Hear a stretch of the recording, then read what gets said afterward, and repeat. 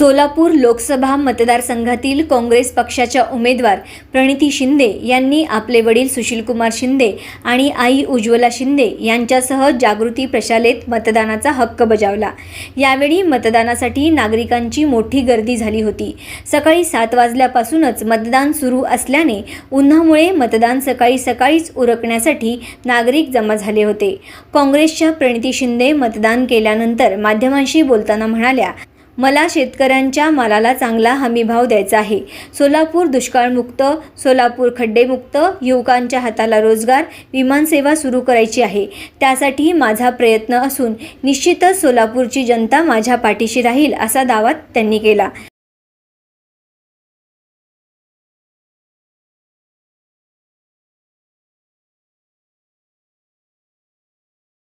योगी असतील अशा मोठ्या दिग्गजांच्या सभा झाल्या, त्याचा परिणाम मतदारांवर मला वाटतं की मोदीजी आले परिणाम झाला नाही, म्हणून योगीजींना बोलवलं परिणाम झाला नाही, मग अजून बोलवले। त्यांची वर जाण्यापेक्षा खालीच येते। ठीक आहे, थैंक यू। तुम्ही पण सगळ्यांनी लोकशाही साजरी करा आणि मतदान करा। आपका पहला चुनाव है, तो 15 दिन में जो आपका प्रचार हुआ, जो बहुत आक्रामकता से हुआ दोनों बाजू से, तो आपका क्या अनुभव? नहीं, 2 महीने से मेरा प्रचार चल रहा है, 2.5 महीने हुए हैं और हमारा प्रचार मुद्दे पर था, काम पे था, विकास पे था, लोकशाही पे था, संविधान बचाने के लिए था और उसी पर ही लोकशाही में प्रचार रहना चाहिए। 4 जूनला काय चित्र असेल देशाचं? तुम्ही बघाल। तापमानाचा पारा देखील 44 पार होत आहे, यामध्ये मतदारांना काय आवाहन कराल तुम्ही?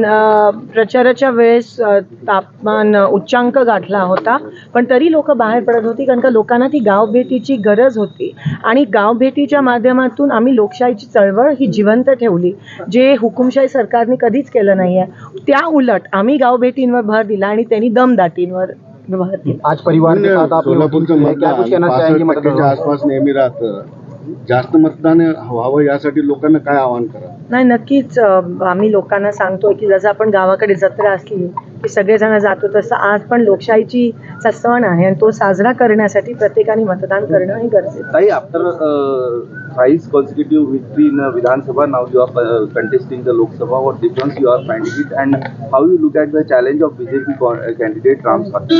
It is definitely 6 times that of a Vidhan Sabha constituency, and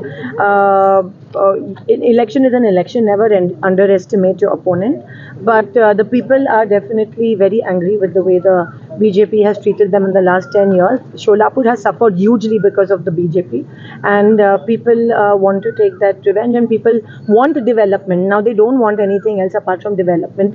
They do not believe in a lot of caste community politics, dirty politics that the BJP has played. People will not succumb to it, and people will vote for development. Madam, mainly on which subject the election campaigning will be held? मेरा campaigning तो इस पे ही था, विकास के मुद्दों पे था। शोलापुर में IT park आना चाहिए, शोलापुर दुष्काल मुक्त होना चाहिए, शोलापुर खड्डे मुक्त होना चाहिए, शोलापुर लोड शेडिंग मुक्त होना चाहिए, शोलापुर में रोजगार मिलना चाहिए लोगों को, और किसानों को हमी भाव मिलना चाहिए, MSP मिलना चाहिए, कांदा निर्यात जो बंद है वो उठानी चाहिए, दूध को दर मिलना चाहिए, महंगाई कम होनी चाहिए।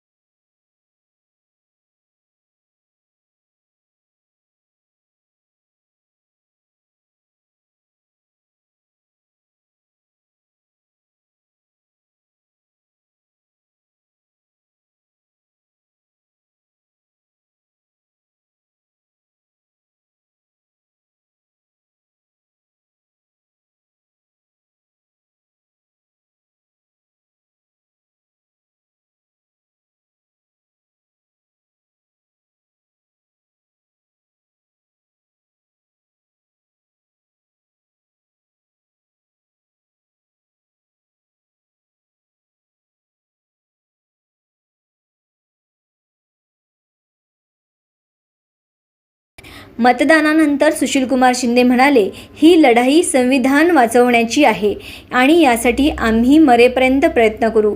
400चा नारा दिला जातो, मात्र 200 ही पार होणार नाहीत। त्यामुळे आता 4 जून रोजीच पहा काय होतंय ते।